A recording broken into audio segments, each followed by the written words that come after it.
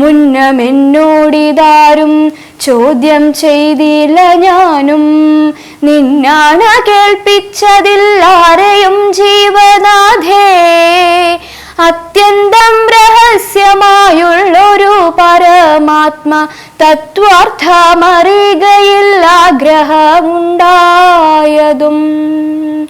ഭക്ത്യതിശയം പുരുഷോത്തമൻ തങ്കലേറ്റം നിത്യവും ചിത്തകാമ്പിൽ വർദ്ധിക്ക തന്നെ മൂലം. ശ്രീരാമപാദാംബുജം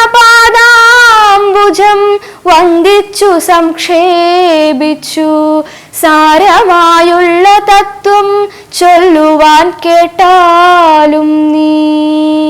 ശ്രീരാമൻ പരമാത്മാ പരമാനന്ദമൂർത്തി, പുരുഷൻ പ്രകൃതി തൻ കാരണനേകൻ പരൻ.